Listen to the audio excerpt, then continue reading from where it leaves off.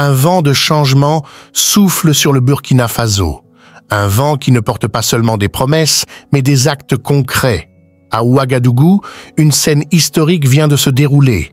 Le président Ibrahim Traoré a inauguré, sous les acclamations et les regards fiers, la toute première usine de fabrication de smartphones du pays. Oui, vous avez bien entendu, une usine de smartphones en plein cœur de l'Afrique de l'Ouest, portée par une vision audacieuse, ambitieuse et résolument tournée vers l'avenir. Dans un contexte mondial où l'Afrique est souvent perçue comme simple consommatrice de technologies venues d'ailleurs, cette initiative marque une rupture. Elle dit haut et fort « Nous aussi, nous pouvons produire. Nous aussi, nous innovons. » C'est un symbole fort d'indépendance économique, de souveraineté technologique et de foi en la jeunesse africaine.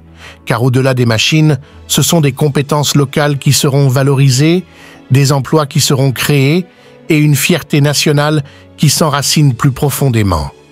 Je vous conseille de s'abonner à la chaîne pour toute nouvelle actualité sur gouvernement Ibrahim Traoré. Le Burkina Faso devient ainsi un pionnier dans un domaine stratégique. Et Ibrahim Traoré, à travers ce geste, envoie un message puissant au continent. L'avenir de l'Afrique s'écrira en Afrique, avec des mains africaines, des idées africaines et des technologies pensées pour notre réalité. Ce jour n'est pas seulement celui d'une inauguration, c'est celui d'une renaissance, d'un nouveau départ, d'un rêve qui devient réalité.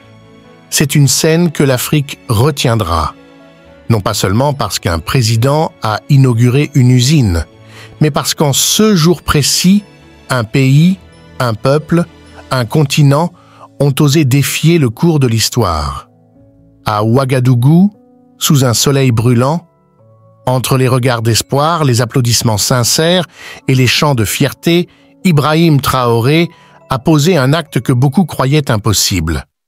Il n'a pas seulement ouvert les portes d'une usine de smartphones, il a ouvert celles d'un avenir entièrement repensé, un avenir où l'Afrique ne mendie plus l'accès à la technologie, un avenir où elle la crée, où elle l'adapte à ses réalités, où elle devient actrice et non plus simple spectatrice de la révolution numérique mondiale. Une usine, 1000 significations.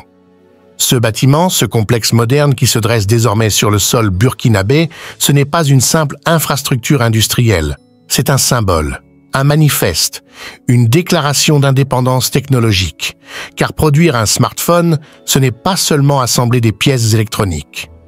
C'est affirmer, nous avons le savoir-faire, la volonté, l'intelligence et la main-d'œuvre pour façonner notre propre avenir numérique. Pendant des décennies, le continent africain a été réduit à un marché passif. Toujours bon pour consommer, jamais autorisé à produire. Toujours dernier à recevoir les nouvelles technologies, jamais premier à les concevoir. Mais aujourd'hui, le Burkina Faso dit « stop ». Aujourd'hui, Ibrahim Traoré dit « pourquoi pas nous ?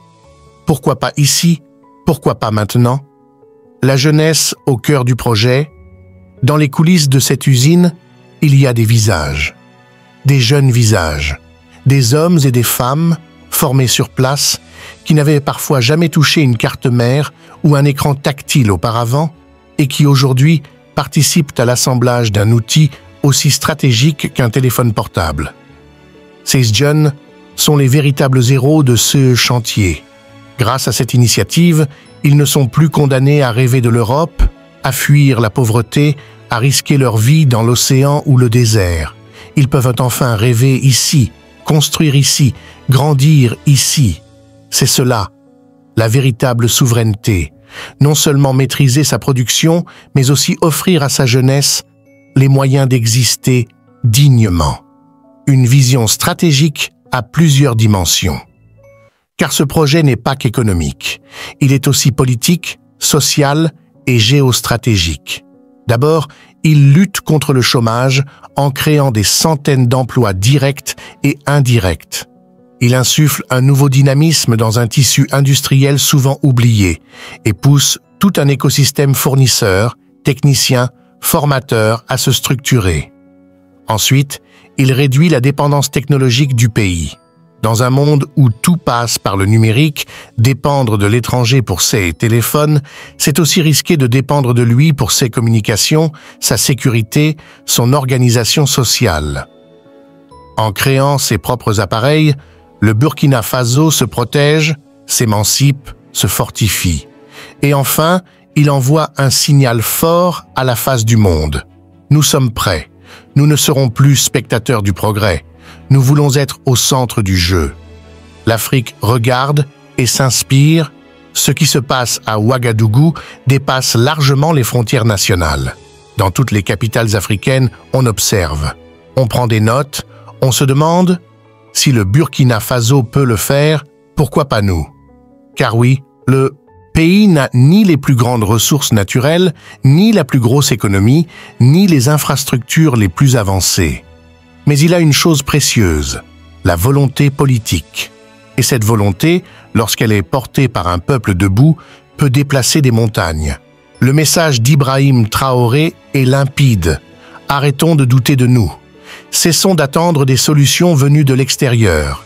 Bâtissons avec nos moyens, notre génie, notre force collective. Et ce message résonne. Dans les quartiers de Dakar, dans les écoles de Cotonou, dans les rues de Bamako. Partout, une génération se réveille avec l'envie de reprendre le contrôle de son destin. Des défis, mais une trajectoire irréversible, bien sûr. Tout ne sera pas simple. L'usine devra faire face à la concurrence féroce des géants asiatiques. Elle devra innover, se battre pour ses parts de marché, convaincre les consommateurs de faire confiance à un produit local. Mais peu importe les obstacles, car la dynamique est lancée, le cap est fixé, et le simple fait d'avoir osé, d'avoir commencé, d'avoir posé la première pierre est déjà une victoire immense. Un décollage symbolique. Cette usine de smartphones, c'est le premier étage d'une fusée. Derrière viendront peut-être des centres de recherche, des formations en intelligence artificielle, des laboratoires de développement d'applications locales, des start-up burkinabés qui créeront les futurs réseaux sociaux du continent. Ce n'est pas un point d'arrivée, c'est un point de départ. Et il est lumineux. Alors, souvenez-vous de ce jour. Souvenez-vous de cette poignée de main, de ces visages souriants, de cette usine qui s'éveille. Car dans l'histoire du Burkina Faso, et peut-être dans celle de l'Afrique moderne, ce jour restera gravé comme celui où un peuple a décidé de dire « assez ». Nous allons bâtir, nous allons inventer, nous allons avancer. Le monde observe, l'Afrique avance, et au cœur de cette avancée, un pays se lève, un homme agit, une vision prend vie. Le Burkina Faso vient d'inscrire une page inédite dans l'histoire du continent en inaugurant sa toute première usine de fabrication de smartphones. Et à la tête de ce tournant audacieux, le président Ibrahim Traoré. Ce n'est pas une simple coupure de ruban, ce n'est pas un événement de protocole figé dans des discours officiels, c'est un signal clair.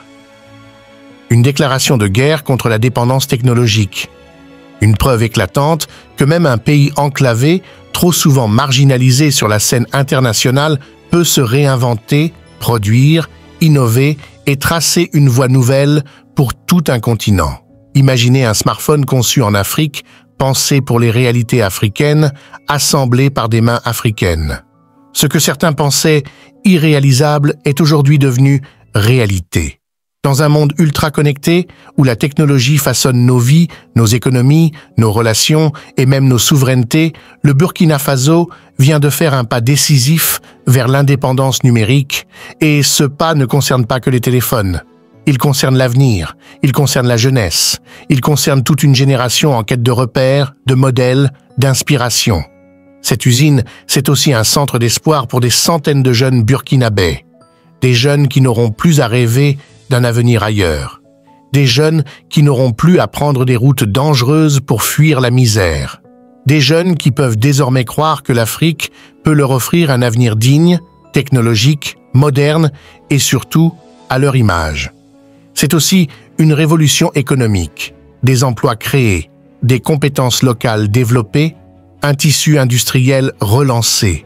et une économie numérique qui commence à battre au rythme africain, loin des modèles copiés, loin des solutions imposées. Mais ce que cette usine incarne va bien au-delà des chiffres, des circuits imprimés ou des écrans tactiles.